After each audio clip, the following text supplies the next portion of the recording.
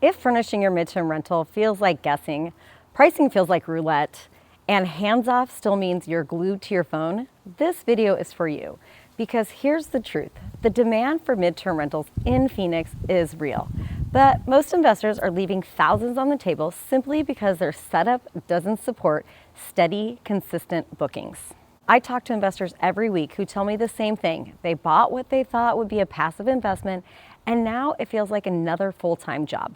Between researching furniture, managing vendors, and responding to messages, they're stuck in the weeds instead of actually enjoying their investment. So today, I'm going to walk you through exactly how to furnish, price, and manage a midterm rental that not only performs, but fully feels hands-off.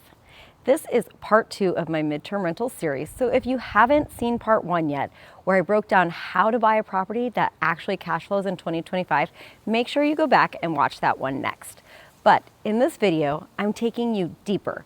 We're talking about the setup, the systems, and the strategy behind running a midterm rental that stays booked consistently and gives you your time back. I'll share what I do when I help clients set up properties across Chandler, Gilbert, Scottsdale, all of Phoenix, and how we furnish them for comfort and ROI, how we price them to stay full, and how to manage them so you're not spending weekends dealing with tenants, vendors, or maintenance calls. So let's get into it. Let's start with furnishing because this is the biggest place people overthink and overspend. I see it all the time. Investors either go overboard trying to make their properties look like a Pinterest dream home, or they cut corners with cheap furniture that looks okay in photos but feels terrible in person. Both mistakes will cost you money. Your goal isn't luxury, it's livability. You want your property to photograph beautifully, but function practically for someone living there for 30, 60, or 90 days at a time. So let's walk through each area of the house and talk about what matters most. The primary bedroom. Always go with the king bed here. This one upgrade instantly elevates your listing photos and signals comfort for corporate guests, traveling nurses, or families in transition.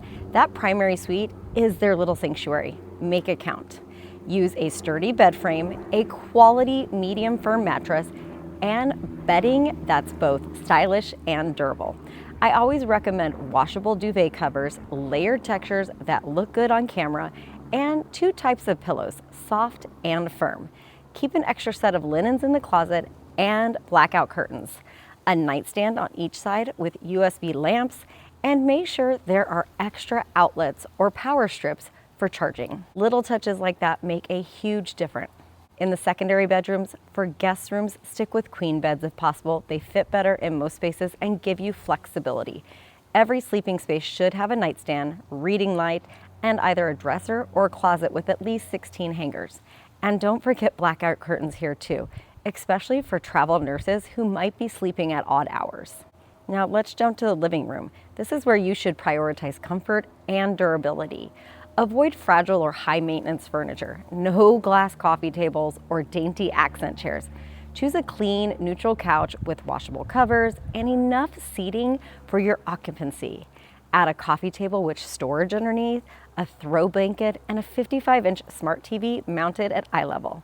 Make sure the remote and streaming instructions are clear and simple.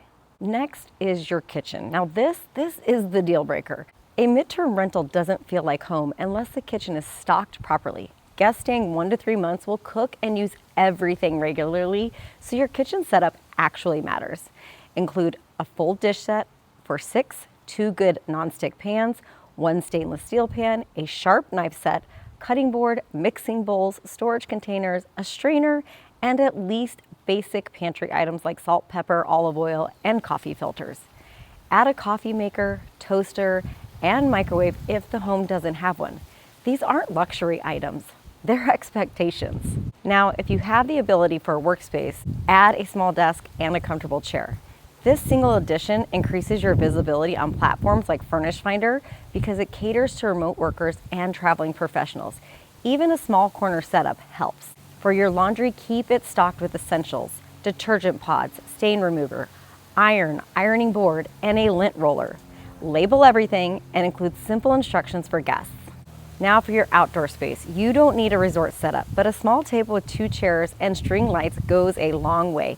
People want a quiet space to sip their morning coffee or unwind after a shift. For locks and security, I use a Schlage and Code or similar smart locks. Give every guest a unique access code tied to their stay dates. It's safer, easier, and eliminate key drop-offs. Now, for a typical 3-bedroom property, your furnishing budget should land somewhere between $8,000 to $12,000 all in. That includes furniture, decor, and supplies. Spend where it matters: your beds, mattresses, and durable seatings, and save on the wall decor, accents, and fancy art. And I'll be honest, this phase is where a lot of investors get overwhelmed. It's not that furnishing is hard, it's that it's a lot of decisions. What to buy, where to get it, how to photograph it, how to make sure it fits in the space, all while balancing budget and timelines. This is exactly where I step in with clients. I've done the research. I know it works for Phoenix MTRs, and I help them set it up right from day one so they're not wasting weekends wandering through furniture stores or scrolling Amazon for hours. Because the truth is, setting up a midterm rental isn't just furnishing a house, it's creating a product. And that product is what drives your profitability. Once you've got your setup dialed in, let's talk about the next big piece: how to price it. Most investors completely miss the mark here. They either price their property like a long-term rental and leave money on the table, or they price it like an Airbnb and wonder why it sits empty for years. Most investors completely miss the mark here. They either price their property like a long-term rental and leave money on the table, or they price it like an Airbnb and wonder why it sits empty half of the year. Midterm rentals live in their own lane. You're not competing with hotels, and you're not trying to undercut long-term leases. You're offering something completely different: furnish flexibility with professional consistency. Here's how I structure property for my Phoenix clients. Step 1, we establish your anchor rate. This is your ideal target rate. For a 3-bedroom in Chandler, your anchor rate is usually around $3,200 to $3,400 a month, depending on finishes, furniture, and location. Step 2, we're gonna set your floor rate. This is the lowest rate you'll accept for a longer 60 to 90 day stay, usually around $2,950 for that same property. That's your minimum. It still covers your expenses and incentivizes longer stays. Step 3, add step-ups.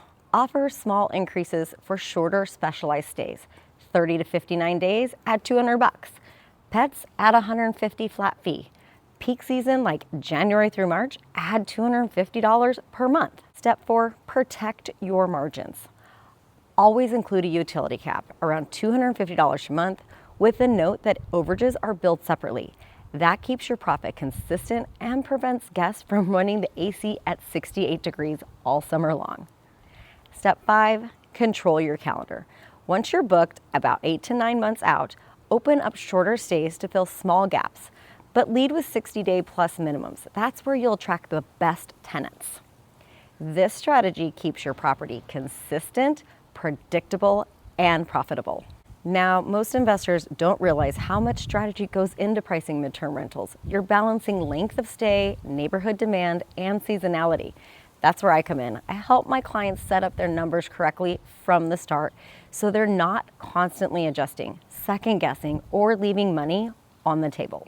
And here's the mindset shift I really want you to take away. Midterm rentals reward length, not volume.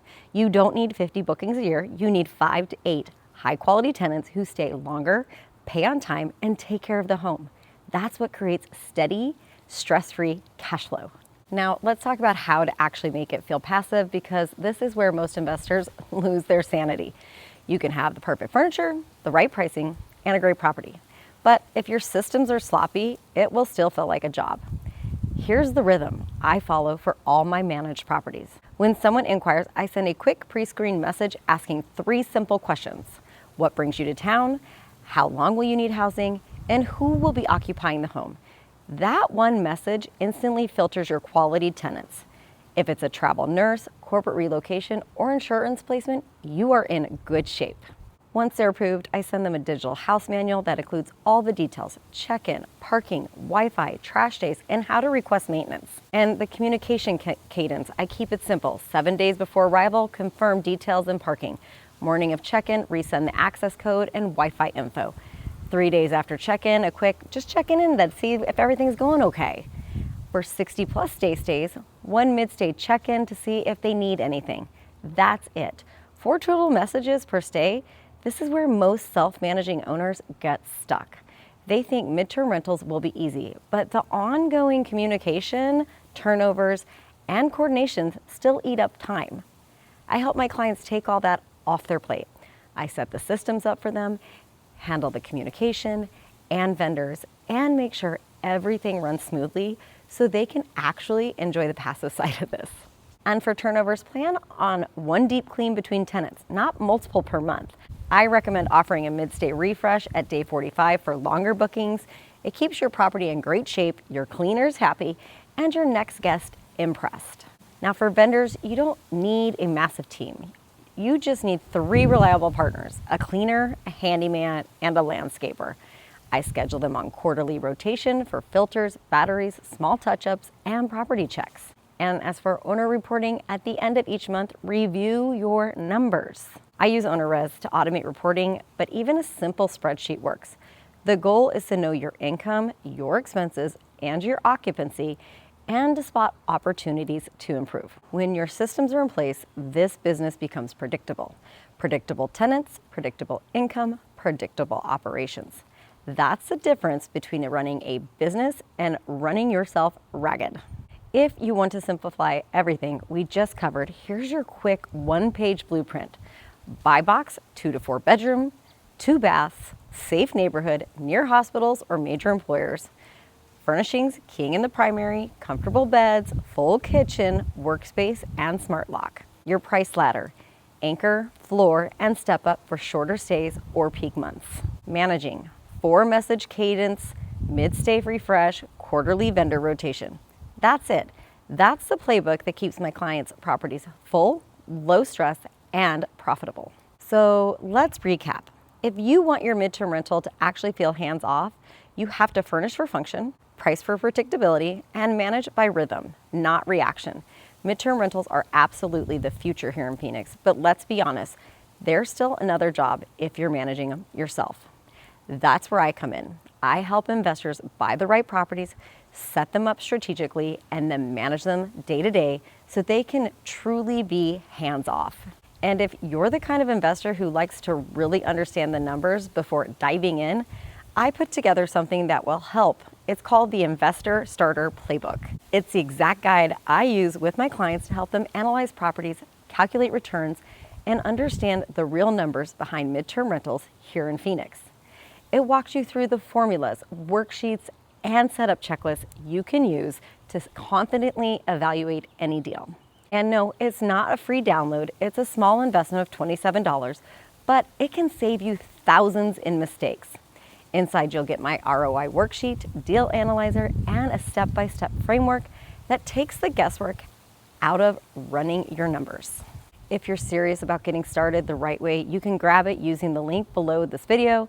And if you already own a property and want help setting it up or managing it, please reach out. I'll run your numbers and show you what your property could earn as a midterm rental here in Phoenix. And don't forget, if you missed part 1 of this series, watch that next. It breaks down how to buy a midterm rental that actually cash flows in 2025. Even with higher interest rate, I'll link it right here because buying the property is just step 1. Setting it up and managing it in the right way is what makes it a business.